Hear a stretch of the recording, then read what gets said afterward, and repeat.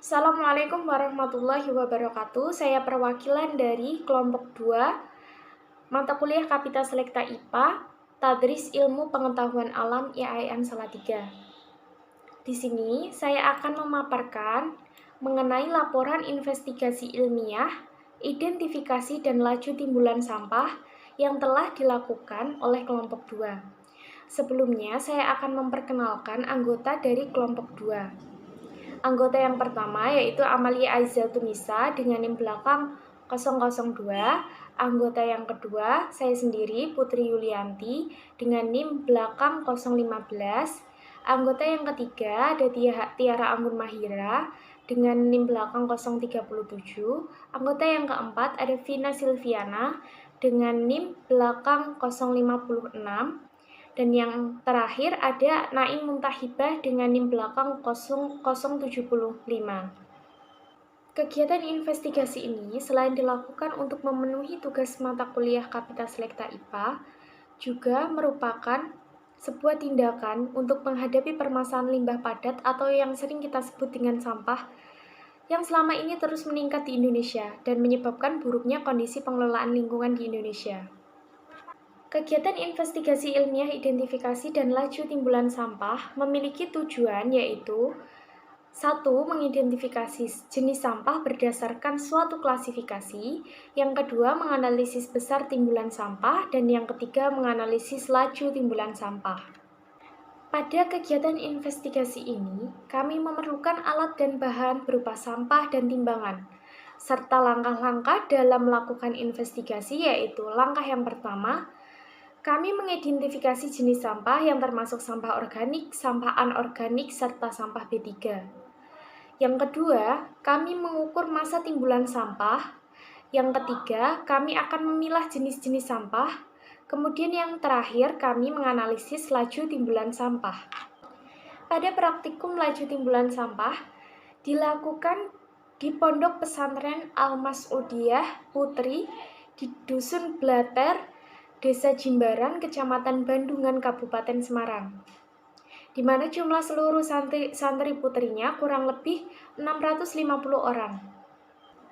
Pembersihan sampah dilakukan dengan cara dikumpulkan lalu ditimbun jadi satu, namun untuk sampah anorganik yang masih dapat didaur ulang akan dikumpulkan secara terpisah untuk dijual kembali. Praktikum ini dilakukan dalam 2 hari dengan sampel diambil 2 kamar yang terdiri dari 80 santri putri. Langkah pertama yang kami lakukan yaitu mengidentifikasi jenis sampah yang termasuk sampah organik, sampah anorganik, serta sampah B3 yang ada di pondok pesantren tersebut. Pada hari pertama, kami mendapatkan sampah organik yang berupa dedaunan, potongan kayu, serta sisa makanan. Sampah anorganik yang berupa kantong plastik, kertas, kemasan plastik, botol plastik, pecahan kaca, botol kaca, serta tisu. Dan kami mendapatkan sampah B3 berupa kemasan pembersih, lampu, serta kaleng baygon. Pada hari kedua, kami mendapatkan sampah organik berupa sisa makanan dan kulit buah dan sayuran. Juga mendapatkan sampah anorganik yang berupa kantong plastik, kertas, kemasan plastik, kain, kaleng, logam, serta tisu.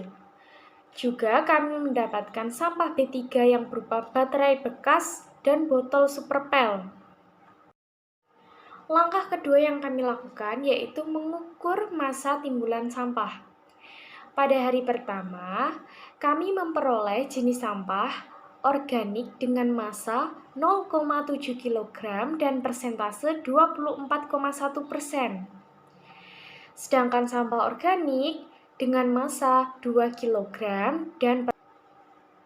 dan persentase 69%. Serta sampah B3 dengan massa 0,2 kg dengan persentase 6,9. Maka jumlah massa sampah yang kami dapatkan pada hari pertama sebesar 2,9 kg. Pada hari kedua, kami mendapatkan jenis sampah organik dengan massa 0,7 kg dan persentase 50%, sedangkan sampah anorganik dengan massa 0,6 kg dan persentase 42,9%, serta sampah B3 dengan massa 0,1 kg dengan persentase 7,1%. Maka pada hari kedua jumlah massa timbulan sampah yang kami dapatkan sebesar 1,4 kg. Maka total massa timbulan sampah dalam 2 hari telah mencapai 4,3 kg. Langkah yang ketiga yaitu mengukur laju timbulan sampah. Didapatkan laju timbulan sampah dalam 2 hari yaitu sampah jenis organik dengan jumlah massa 1,4 kg dengan persentase 32,6%, laju timbulan sampah 0,7 kg per hari. Sampah yang kedua ada sampah anorganik dengan jumlah massa 2,6 kg dengan persentase 60,5%, laju timbulan sampah sebesar 1,3 kg per hari. Dan yang terakhir, jenis sampah B3 dengan jumlah massa 0,3 kg dan persentase 7%, didapatkan laju timbulan sampah sebesar 0,15 kg per hari.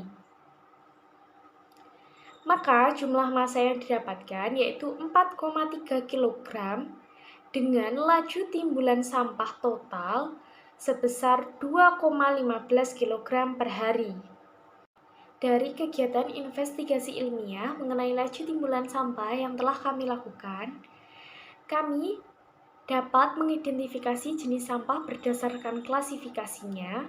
Kami juga dapat menganalisis besar serta laju timbulan sampah, di mana pada praktikum yang dilakukan di Pondok Pesantren Al-Maudiyah Putri, laju timbulan sampah di hari pertama menuju ke hari kedua menunjukkan penurunan, sehingga santri putri yang ada di pondok pesantren tersebut dapat dikatakan dapat menjaga kebersihan.